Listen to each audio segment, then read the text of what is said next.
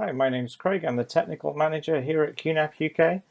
Today we're going to do a video about the TS-230. We're going to do it along the similar lines of how we did the TVS H1288X video, the absolute Plex monster, especially when you put the GPU in there that we did at a GTX 1050 Ti.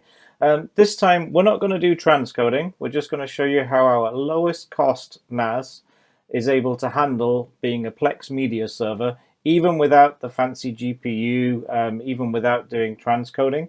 It all depends on the media type and requirements of your players. In the example we're going to talk about today, we're not doing any transcoding. We're doing straight playback of the files that we've got, so that the device doesn't have to do any transcoding of the data, converting it to different formats.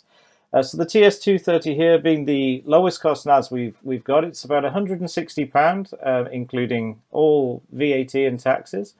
If I go look at the specification of the device, we can see it's got a Realtek quad-core 1.4 GHz CPU. It's got 2 gigs of DDR4 RAM. It's not expandable. You can't change that.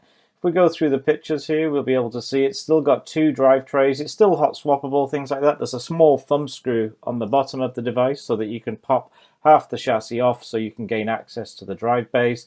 And on the back, fairly simple, fairly large fan for the size of the unit to try and keep it as quiet as possible.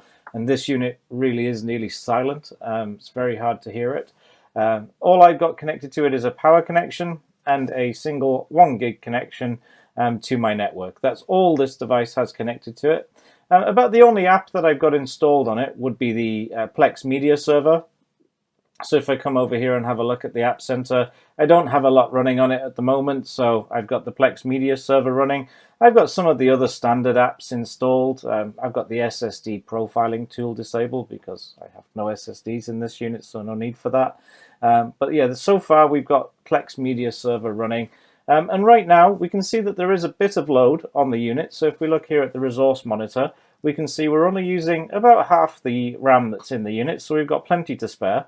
And the CPU usage is sort of going up and down as things are playing in Plex. So right now I do have 5 streams going with Plex. So I've got one from my iPhone, I've got one from an NVIDIA Shield, and the sort of kicker for that one is the NVIDIA Shield is streaming a 4K media file from this device. But because everything is just a stream rather than a transcode, really all this NAS has to do is effectively do a file transfer of that file for the stream to take place. So it's not putting too much demand on the unit. As you can see here, the CPU usage is quite low. I could definitely add a couple more streams if I wanted to. Network bandwidth wise, I'm only using about 10% of the total throughput that's available. With a 1 gig Ethernet connection, you'll be able to get over 100 megabytes a second down there as well. So this is giving you a full picture of what the NAS is currently going through.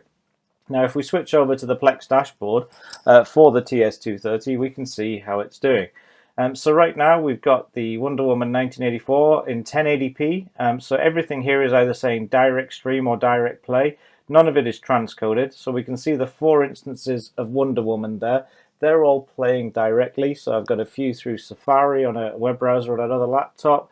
I've got my iPhone playing that one as well. And I've got the NVIDIA Shield playing a full 4K HDR 10 bits with Atmos 7.1 surround on there, and it's playing absolutely flawlessly with this many. I could probably add another couple of streams and it would work fine. I could probably add another 5 streams if I wasn't doing the 4K one especially, but this is going to be the sort of performance gain that you can get. So for £160 for the NAS, obviously that doesn't include any drives with it in that cost.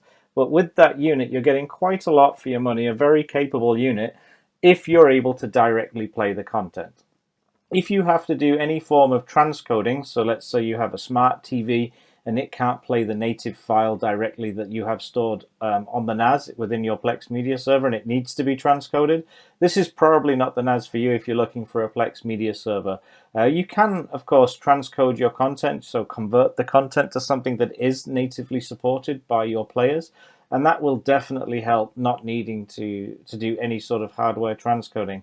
The side benefit of not needing any transcoding is the second you click play, it plays. There's no slight couple of second wait that you might be used to with, say, playing on Netflix or something like that. It's instant playback because it's really just a bit of a file transfer, build up a tiny bit of a buffer with the raw file that's there. The file doesn't need to be converted and then buffered, it's just straight connected.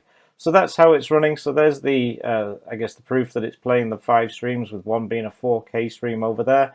If we switch back to the usage case, it's not really being put through a lot of demands at all. As you can see here with the sort of peaks and troughs, I think over here I was updating some apps on the NAS, that's why that was so high while it was doing that. But it's really not using a whole lot of resource from the device to do what it's doing.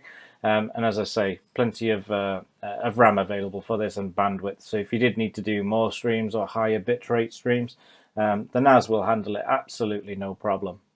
Hopefully that was useful and you were able to see just what you can do even at the other end of the range from the previous Plex video that we did.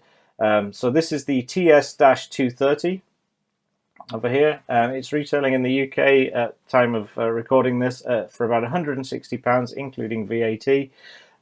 It supports a wide range of options for drives, from SSDs to hard drives, really anything that you want to put in there. Capacities all the way up to 16 to 18 terabytes, so you can really have a very large library played from this little device if you wanted to use it with a Plex Media Server. Okay, if anybody has any questions, please do ask them in the comments section below. Thanks a lot for watching, and see you in the next one.